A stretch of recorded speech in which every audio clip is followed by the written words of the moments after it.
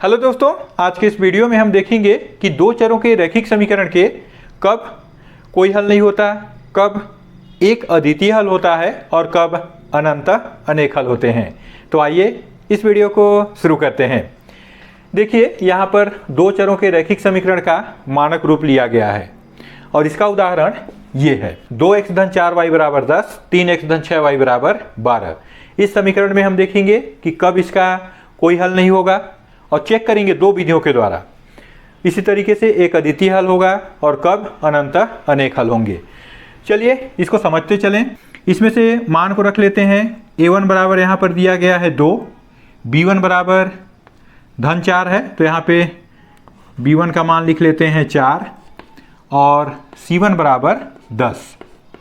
Second line देखिए, ये है a2 तो a2 का मान हो गया 3, b2 का मान दिया हुआ है 6 और c2 का मान दिया हुआ है 12। अब देखिए हम लोग इसको पहले चेक करेंगे। यहाँ पर a1 बटा a2 अर्थात सीधे लिख देते हैं यहाँ पर 2/3 बराबर b1 बटा b2। देखिए 4/6 है, कटेगा 2 दूना 4 और 2 तिया 6। क्या मिला हमको कि a1 बटा a2 बराबर b1 बटा b2। ये दोनों बराबर हो गए तो यहाँ लिख लेते हैं कि चूंकि a1 बटा a2 ये मिल गया b1 बटा b2 के, अतः क्या स्थिति देखिए, समीकरण का कोई हल नहीं होगा।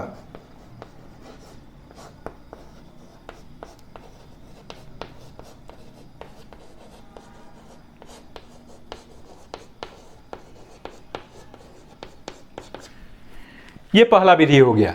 जब हल नहीं होगा तो इस समीकरण को आगे कैसे हल करेंगे। अब देखिए, कभी कभी ये भी पूछ दिया जाता है कि इस समीकरण को आलेखी विधि या ग्राफी विधि के द्वारा समझाइए कि इस समीकरण का कोई हल नहीं होगा। तो उसके लिए ग्राफ खींचना होगा और ग्राफ खींचने के लिए हमको दोनों समीकरण के अलग अलग मान चाहिए। उस मान को निकालने के लिए देखिए, पहले मैं पहला समीकरण को लिख लेता हूँ। पहला समीकरण है 2x धन 4y बराबर 10। अब देखिए यहाँ पर इसको ऐसे भी लिख सकते हैं 2x बराबर 10, इसको पक्षांतर करेंगे तो 4y हो गया, या यहाँ सिर्फ x को छोड़िए तो लिखा आएगा 10 ऋण 4y बटा 2। अब यहाँ बारी बारी से y का मान रखेंगे और x का मान निकलते जाएगा तो उसको कम से कम 3 मान निकालना होगा। इस तरह से यहाँ लिख दिए x, ये हो गया y।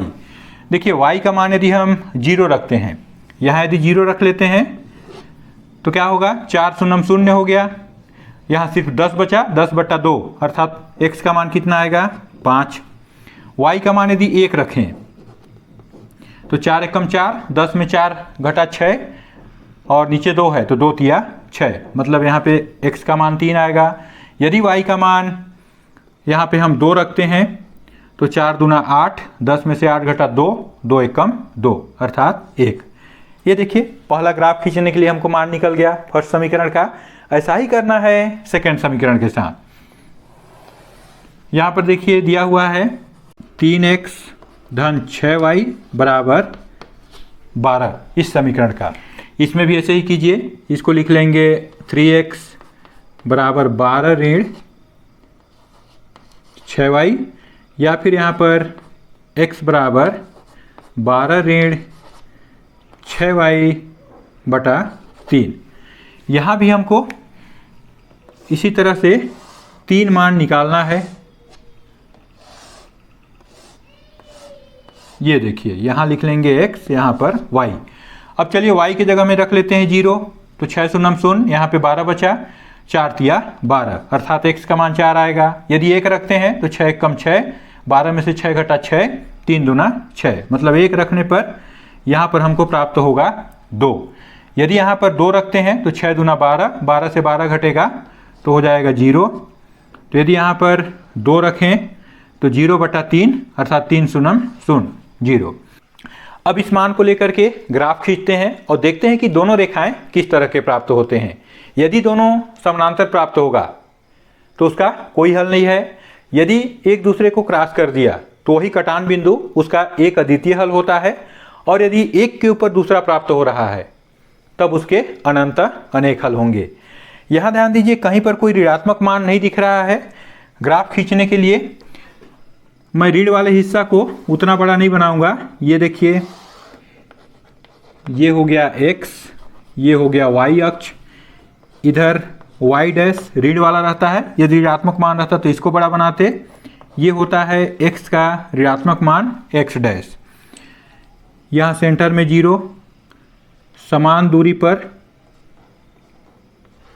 इसमें ध्यान दीजिए, अधिकतम बड़ा मान 5 दिख रहा है तो 6 तक ले लेंगे। 1 2 3 4 5 6। ग्राफ पेपर में बनाएंगे तो एक्यूरेट दूरी होगा और आपका ग्राफ भी परफेक्ट बनेगा। इधर भी ले लेते हैं।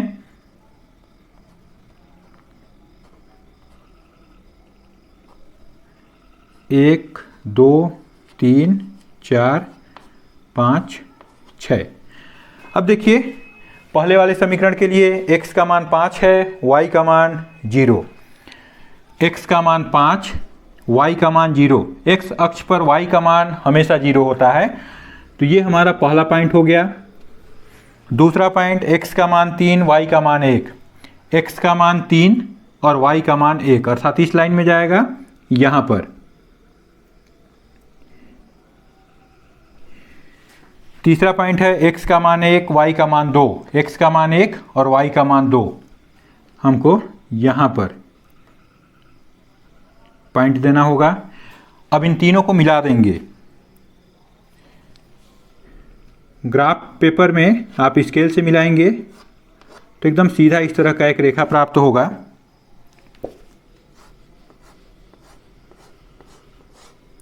इस तरह से देखिए, ये इसके ऊपर मैं इसका समीकरण को लिख देता हूं। देखिए, 2x धन 4y बराबर 10 का मान है ये।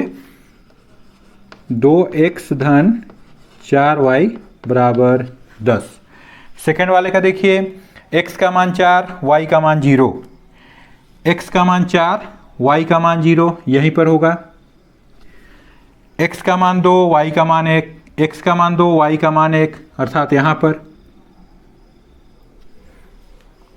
और x का मान 0, y का मान 2। x का मान 0, y का मान 2 यहाँ पर। तो इन तीनों को मिलाते हुए पुनः एक इसी तरह का रेखा खींचेंगे। ये है 3x धन 6y बराबर 12, इस समीकरण का। ये दोनों समानांतर रेखाएं हैं, एक दूसरे को नहीं काट रहे हैं, इसलिए इसका कोई हल नहीं होगा। इस समीकरण का कोई हल नहीं होगा। यदि यही कहीं पर एक दूसरे को क्रॉस किए रहते तो वही कटान बिंदु एक अद्वितीय हल होता है, अर्थात उसका एक अद्वितीय हल होगा। और यदि एक के ऊपर दूसरा रेखा, अर्थात रेखाएं संपाती होंगे, उस समय उसके कई हल होंगे, हर बिंदु उसका हल होगा, तो उसको भी नहीं ज्ञात करना होता है। तो ग्राफीय विधि में आप इस तरह से चेक कर सकते हैं। इस दूसरे उदाहरण में देखिए, a1 का मान 4, b1 का मान 7, c1 का मान 18। यहाँ पर a2 का मान दिया हुआ है 2, b2 का मान y के साथ कुछ नहीं है अर्थात 1, और c2 का मान 4। इसको भी चेक करेंगे। a1 बटा a2 अर्थात 4 बटा 2 कट जाएगा, 2 1 कम 2, 2 दूना 4 बराबर b1 बटा b2 अर्थात 7 बटा 1। ये दोनों बराबर नहीं है, बराबर नहीं है, तो इसको भी लिख लेंगे। चूँकि a1 बटा a2 बराबर नहीं है b1 बटा b2 के, अतः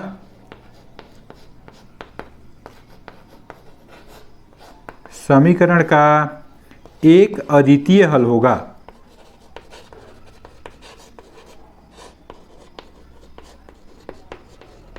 देखिए, जिस समीकरण का एक अद्वितीय हल होता है, एक हल होगा, तो उसको आगे हल भी करना होगा। उसको हम वज्र गुणन विधि के द्वारा हल करेंगे। लेकिन यदि यहाँ पर ये तीनों मान बराबर आते, तब हम इसके आगे लिखते कि इसके अनंत अनेक हल हैं। जब कई हल हैं तो फिर उसको हल नहीं करना होता है। चलिए देखते हैं कि वज्र गुणन विधि के द्वारा इसको कैसे हल किया जाता है। तो यहाँ पर एक सूत्र लिखेंगे, इसमें x, y और ऋण 1 इसका मान लिखना होता है। ध्यान दीजिए, इसको कहीं पर C1 और C2 को बराबर की इस साइड ले लाते हैं, उस समय यहाँ पर इसको रीड 1 की जगह में सिर्फ 1 लिखते हैं, लेकिन जब ये इधर है तो हम इसको रीड 1 लेकर के हल करेंगे। यहाँ पर ध्यान दीजिए, x वाले मान को छोड़ करके यहाँ से चालू करेंगे, B1 का गुणा C2 से, तो B1 C2 ऋण B2 का C1 से। अब देखिए y में y वाले को छोड़ दीजिए, C1 का A2 से, C1 A2 minus C2 A1। उसके बाद इस 1 वाले में C को छोड़ दीजिए और A1 B2 और हो जाएगा माइनस A2 B1, अर्थात 12 21 इस तरह से आपको ध्यान रखना है इसमें। चलिए मान को रखते हैं, तो यहाँ पर देखिए B1 का मान कितना है 7 और C2 का 4, तो 7 गुणे 4 ऋण B2 का मान है 1 और C1 का मान है 18, तो 1 गुणे 18, ये हो गया इसका मान। y वाले में देखिए C1 A2, C1 18 A2 2, तो ये हो जाएगा 18 गुणे 2 ऋण C2 का मान 4 A1 का मान 4, 4 गुणे 4 बराबर -1, और यहाँ पर A1 B2 4 गुणे 1 ऋण A2 B1 2 गुणे 7। और आगे इसको हल करते हैं, 7 चौक 28 माइनस 18 बराबर 18 दूना 36, 4 चौको 16, यहाँ पे बराबर ऋण 1 और 4 एकम 4 और 7 दूना 14। और हल कीजिए, x बराबर 28 में से 18 घटेगा 10 बराबर y 36 में से 16 घटा 20 बराबर ऋण 1 और नीचे 4 में से ऋण 14 गया, तो ये बचा यहाँ पे ऋण 10, ऋण खत्म हो जाएगा। अब देखिए हमको x और y का मान चाहिए, तो यहाँ x बटा 10 को 1 बटा 10 के साथ लेकर के हल कर लेंगे और y बटा 20 को पुनः 1 बटा 10 के साथ लेकर के हल कर लेंगे। तो देखिए इसको यहाँ लिख लेता हूँ, x बटा 10 बराबर 1 बटा 10, इसका ऋण खत्म हो चुका है, हल कर लेंगे। तो देखिए x बराबर हो जाएगा, ये 10 यहाँ चला गया, 10 बटा 10 या x का मान मिल गया हमको 1। अब पुनः देखिए इसको लेंगे, y का मान निकालते हैं, y बटा 20 बराबर 1 बटा 10, इसको लेंगे, या इसको लिख सकते हैं y बराबर 20 बटा 10, या y का मान प्राप्त हो गया हमको 2। तो इस तरह से एक अद्वितीय हल मिल गया, जिसमें x बराबर क्या होगा 1 और y बराबर 2। तो इस तरह से यदि आपको 2 चर वाले रैखिक समीकरण दिए जाएं और कोई भी कंडीशन पूछा जाए, या तो ग्राफीय विधि से या वज्र गुणन विधि के द्वारा, तो आप आसानी से हल कर सकते हैं। यदि यह वीडियो अच्छा लगा तो इसे लाइक कीजिए। ऐसे ही वीडियो देखने के लिए हमारे चैनल को सब्सक्राइब कीजिए और दोस्तों के साथ शेयर कीजिए।